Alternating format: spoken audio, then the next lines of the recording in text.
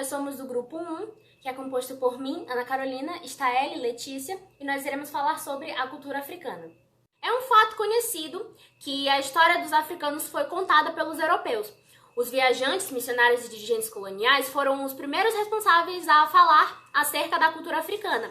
Então, além de os africanos terem sido escravizados por esses colonizadores europeus, foi roubado o seu direito de contar a sua própria história. O etnocentrismo e o eurocentrismo nas ciências europeias é o responsável pela concepção das culturas africanas.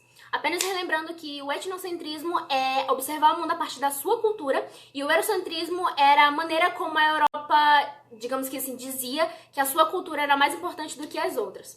Hoje, com a independência dos países africanos, há um esforço para a recuperação das tradições culturais africanas, bem como a constituição de uma historiografia local. Sobre a organização política dos povos africanos, eles podem ser nômades ou eles podem se fixar em territórios para poder construir o seu império. Eles também podem ser formados por pequenas tribos ou então grandes reinos, onde o chefe político e sumo sacerdote, da maioria das vezes, são a mesma pessoa. Seja governado por clãs de linhagem ou por classes sociais específicas, esses povos vão constituir grandes patrimônios materiais e imateriais, presentes até hoje. Estes bens refletem a história e o meio ambiente em que se originaram, por isso representam aspectos das florestas tropicais, desertos, montanhas e etc. Meu nome é Letícia e eu vou falar sobre as danças, as músicas e a influência dos povos africanos na cultura brasileira. Conhecidas as danças e músicas tradicionais africanas, marcadas pelos batuques e movimentos corporais bem acentuados como o rebolado. Em destaque-se a culinária africana, temperada com condimentos de aromas fortes e picantes, com os quais se preparam pratos à base de carnes, legumes, verduras e até insetos.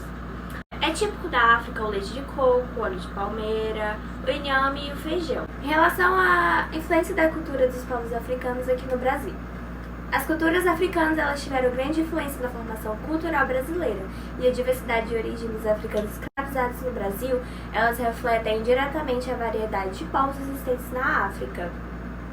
A maior parte dessas populações era de origem bantus, nagôs, jejes, hausas e malês. Muitos são os aspectos culturais que sofreram influência africana no país. Entretanto, podemos destacar na religião, que tem a Umbanda, na culinária, com o vatapá, o acarajé e também com a capoeira.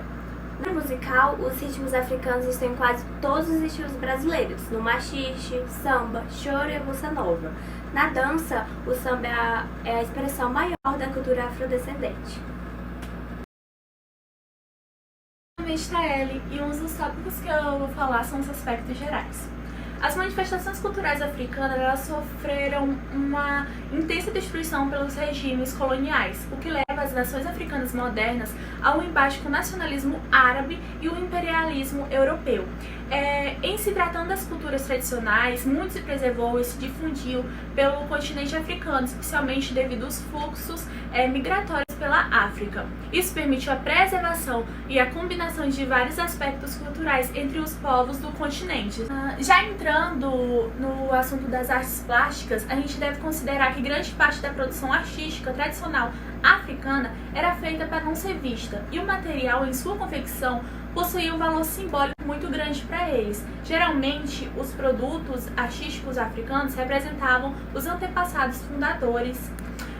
Por sua vez, tinham as famosas máscaras africanas que possuem desenhos elaborados e são utilizadas em cerimônias. Isso a gente pode citar uma ocasião onde o artista Pablo Picasso ele se inspirou grandemente nessas máscaras e se inspirou para criar um estilo artístico que ficou conhecido como cubismo.